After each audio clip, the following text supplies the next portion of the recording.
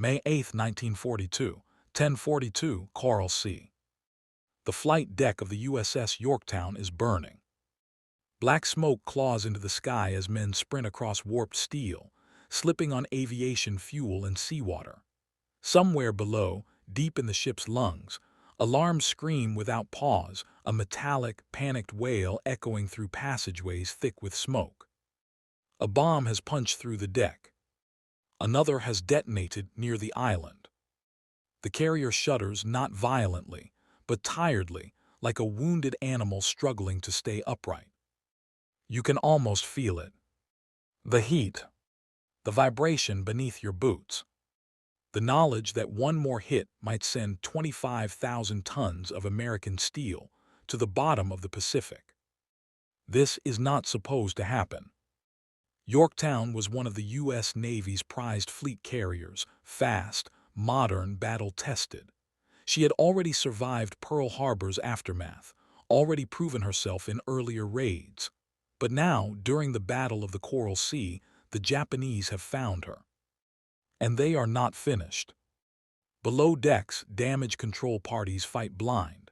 Flashlights cut through smoke as sailors hammer wooden shoring into twisted bulkheads. Pipes burst. Electrical cables spark like angry insects. Somewhere forward, a young machinist's mate turns a valve again and again, praying it still connects to something. Above, the sea is calm. Cruelly calm. By afternoon, the battle fades. Aircraft pull back. The enemy retreats. And Yorktown somehow is still afloat. But afloat is not the same as alive. That evening, as the fires die and the wounded are carried below, senior officers walk the decks in silence. The ship smells of burned paint and cordite. Steel is buckled. Elevators are jammed. The flight deck is cratered and scorched. A damage assessment team gets to work. Their conclusion lands like a death sentence. 3 months minimum. That's how long it will take to repair her. 3 months in dry dock. 3 months of rewiring, plating, and rebuilding. 3 months Yorktown does not have.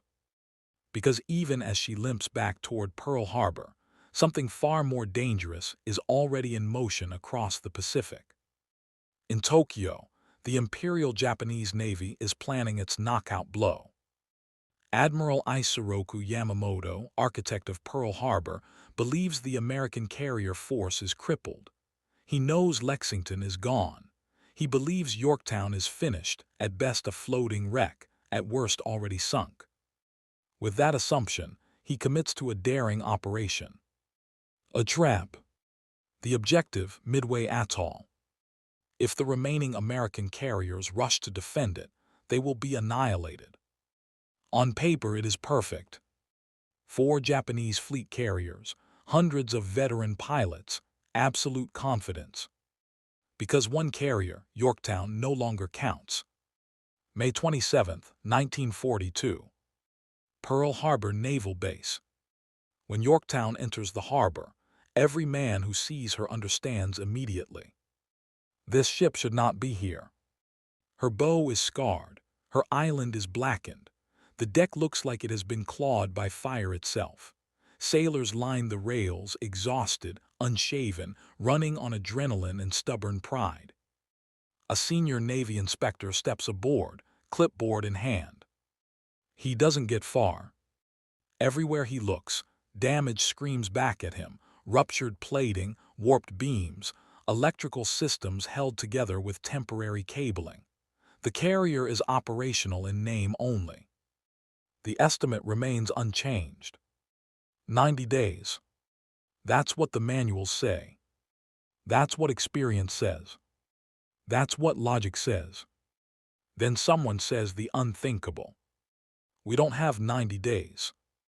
Inside a cramped briefing space near the pier, Admiral Chester W. Nimitz, Commander-in-Chief of the Pacific Fleet, listens without interruption. Around him are engineers, yard supervisors, officers from Pearl Harbor Naval Shipyard. The mood is grim. Midway is only days away. If the Japanese attack, and Nimitz is certain they will, The U.S. Navy can field only 2 carriers, Enterprise and Hornet. 2 against 4. Nimitz finally speaks. How long until Yorktown can fight? The room is quiet. Someone clears their throat. Sir, not before August. Nimitz doesn't raise his voice. He doesn't argue. He simply asks again. How long until she can launch planes? That question changes everything. In the back of the room stands a man most of them barely notice.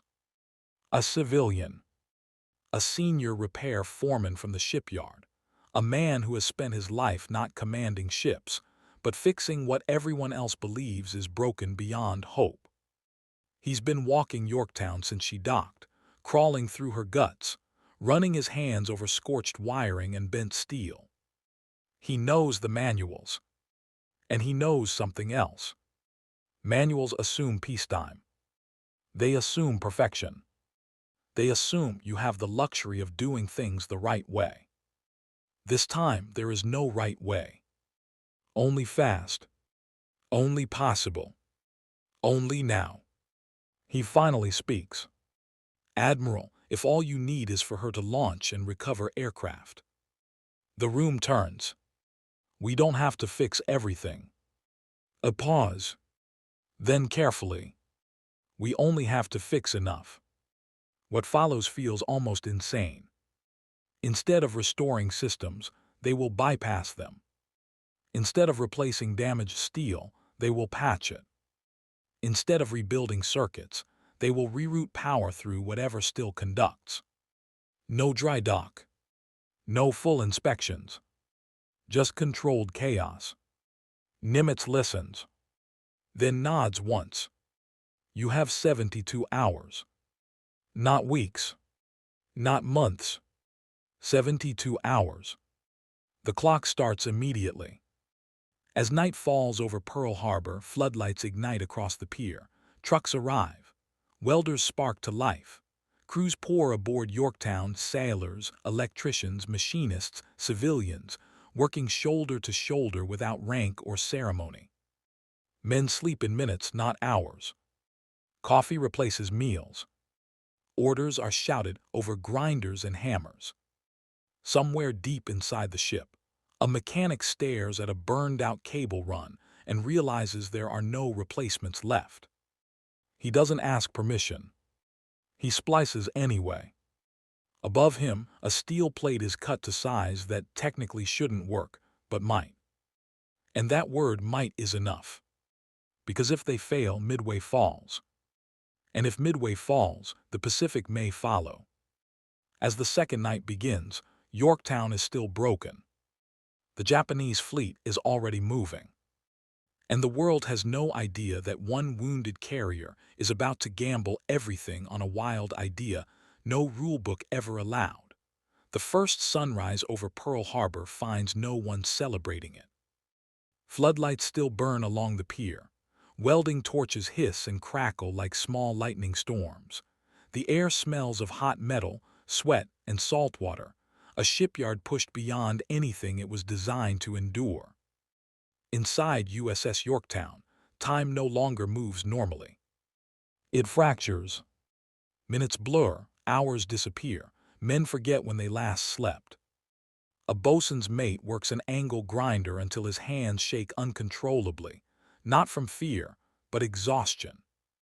When it finally dies, another man takes it from his hands without a word and keeps going.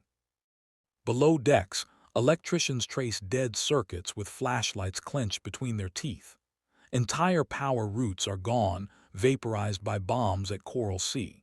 So they improvise, stringing temporary cabling through passageways never meant to carry electricity. This isn't repair. It's battlefield surgery. And the patient cannot be allowed to die. Yorktown's greatest wound lies beneath the flight deck. One bomb had detonated deep inside the ship, ripping through structural frames and twisting support beams like soft wire. Normally, this would mean tearing the area open completely. Weeks of work. But there is no time. Instead, engineers make a brutal decision. They will reinforce over the damage. Steel plates are dragged into place and welded directly across warped frames. It isn't elegant, it isn't perfect, but it spreads the stress just enough. Every weld is a gamble. Every spark a question mark. Will it hold under aircraft landings? No one knows. But there's only one way to find out. On the flight deck, the craters are patched with steel and concrete mixed by hand. Sailors shovel the slurry like men digging trenches, smoothing it with whatever tools they can find. It dries unevenly. Rough. Dangerous. A landing aircraft could bounce. A tire could blow. Yet the deck crew keeps working because the alternative is worse, a carrier that never sails. Nearby, an officer watches silently. Commander Dixie Kiefer, Yorktown's executive officer, had already survived one near-death experience earlier in the war. Now he watches men gamble with physics itself. He doesn't stop them. He can't. At headquarters, Admiral Nimitz receives updates every few hours. He never interrupts. He never pressures. He simply asks the same question. Can she fight? Each time the answer inches closer to yes. By the end of the first day, Yorktown has power not stable, not pretty, but alive. Lights flicker. Elevators move again. The island hums with electricity, routed through paths no blueprint ever approved. A young signalman flips a switch and watches a system come back online that shouldn't exist anymore. He laughs once, then keeps working. There's no time to celebrate miracles. The second night is the worst. Exhaustion hits like a wave. Men start making mistakes, dropped tools, missed measurements, sluggish reactions near active welds. Officers rotate crews aggressively, forcing men to sleep whether they want to or not. A mechanic argues when told to rest. "I'm fine," he says. His legs buckle 5 minutes later. They carry him aside and replace him with someone just as tired. This is not bravery anymore. This is necessity. Down in the engine spaces, turbines are inspected under extreme pressure. Some components are scorched. Others vibrate strangely when brought to power. Normally, they would be shut down immediately. Instead, engineers listen. They feel. They judge by instinct earned from years of machinery rather than manuals. "Let it run," one chief finally says.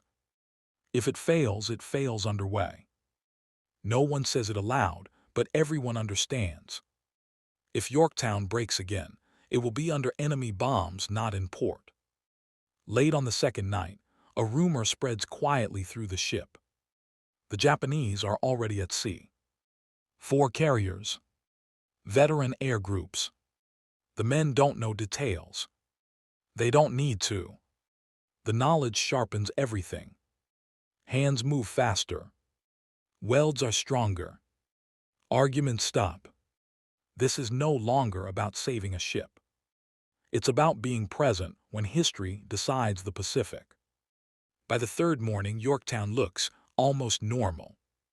From a distance. Up close, she is a mosaic of compromises. Patched steel, rerouted wiring, and systems labeled with handwritten notes instead of proper tags. Do not overload. Temporary. Check every hour. It is a carrier held together by discipline and prayer. A final test is ordered.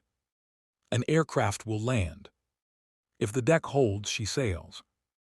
If it does, no one finishes the thought. A lone SBD Dauntless lines up over the harbor. The pilot knows the deck isn't right. He can see the scars from the air.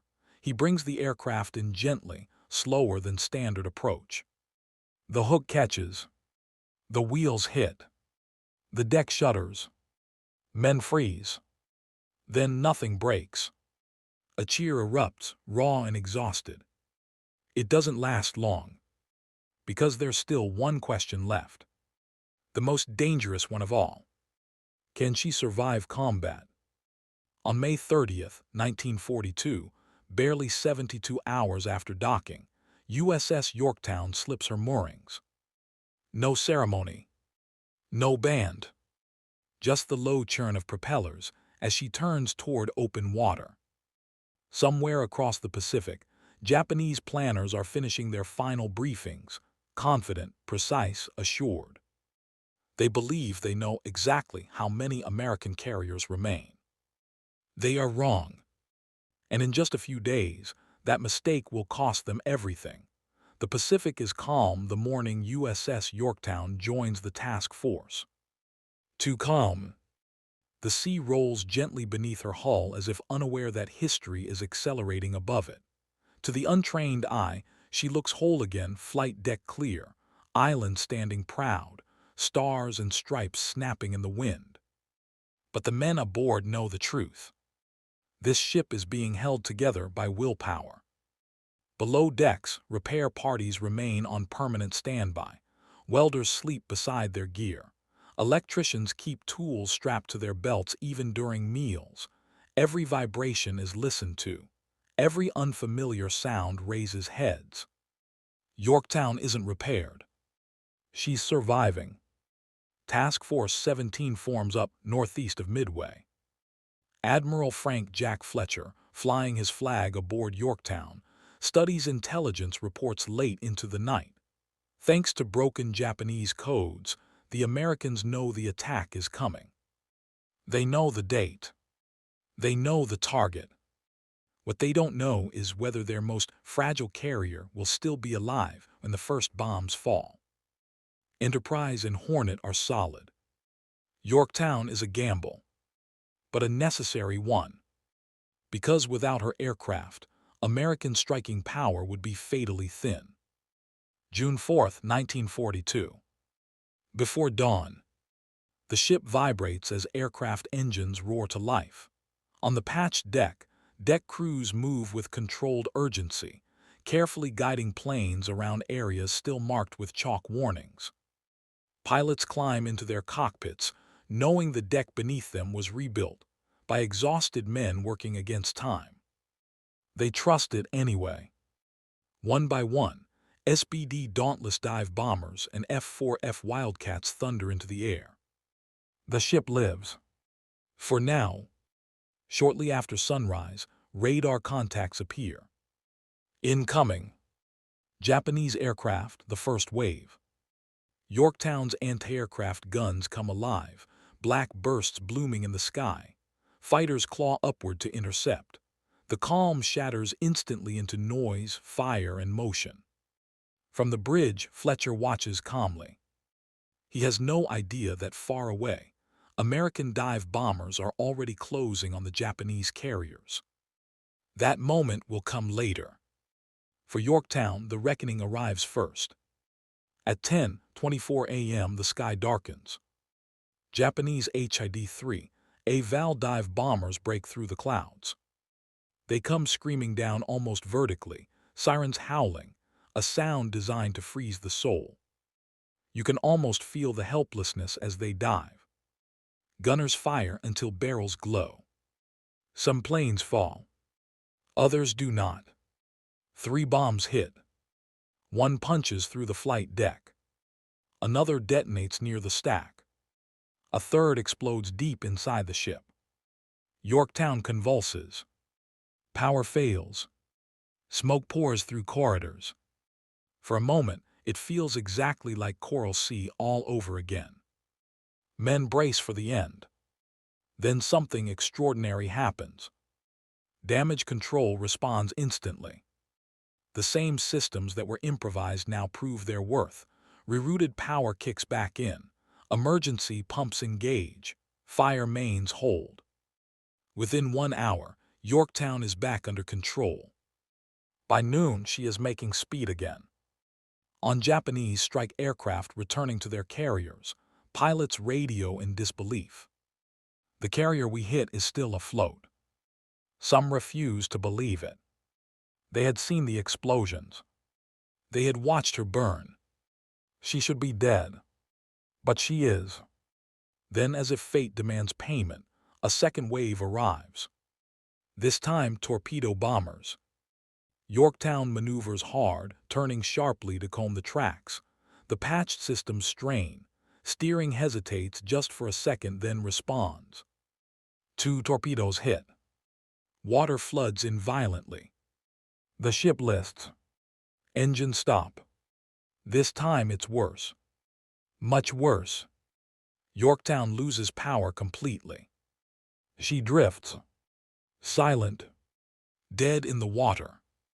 From the bridge, Fletcher issues the order no commander ever wants to give. Prepare to abandon ship. Men climb into the sea. Oil spreads across the surface. The carrier that should not exist, finally, appears to have reached the end. But once again, she refuses to die. Repair parties, some who had already abandoned ship, volunteer to return. They climb back aboard using destroyer lines and ladders. Inside the darkened hull, they fight flooding with hand pumps and flashlights. They counterflood to stabilize the list. They restart boilers. Slowly, impossibly, Yorktown straightens. Power flickers. Then returns.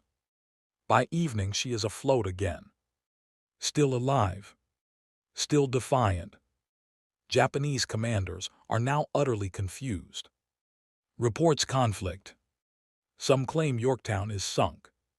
Others insist she was hit again. Still others report seeing an American carrier operational hours later. In the fog of battle, they do not realize the truth. They are attacking the same ship again and again, believing each time it is a different carrier. One carrier has become 3. And that illusion changes everything. Because while Japanese strikes fixate on a ship they believe cannot exist, American dive bombers are already diving toward their carriers. And in just minutes, the balance of the Pacific War will ignite into flame. Smoke still clings to the horizon when the first explosions reach the Japanese fleet.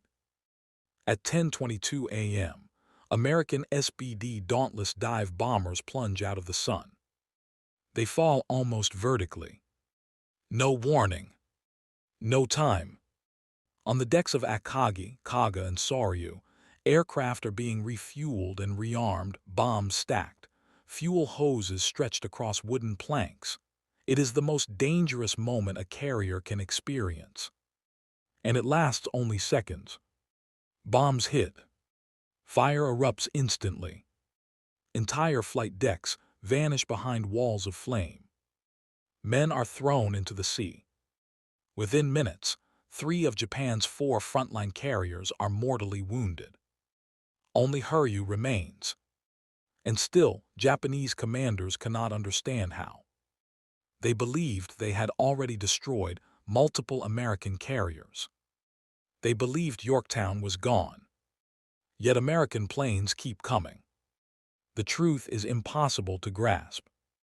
Hiryu launches her counterstrike. Her pilots are veterans, calm, disciplined, lethal. They find Yorktown again. Of all the carriers in the American force, it is the same wounded ship that draws fire once more. As if fate itself has marked her. The torpedoes strike. The damage is catastrophic. Flooding spreads uncontrollably. This time, even Yorktown's stubborn resilience reaches its limit. The order is given again. Abandon ship. And this time it feels final. Yorktown drifts through the night, dark and silent. The ocean laps against her hull. She is no longer fighting. But she is not forgotten. Because her job is already done. She absorbed blows meant for others. She confused the enemy. She bought time. And in doing so, she helped ensure that when American bombers struck, they struck at the perfect moment. On June 6th, a Japanese submarine, I-168, slips through the destroyer screen. Its commander sees the disabled carrier ahead. One last chance. 4 torpedoes streak toward the Yorktown. 2 hit. One strikes the destroyer USS Hammond, which explodes violently and sinks in minutes. The other finishes what battle could not. Water pours in.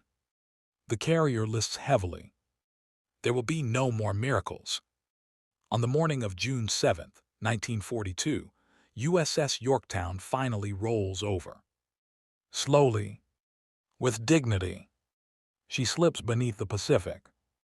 Men watch in silence. Some salute. Some weep. No cheers.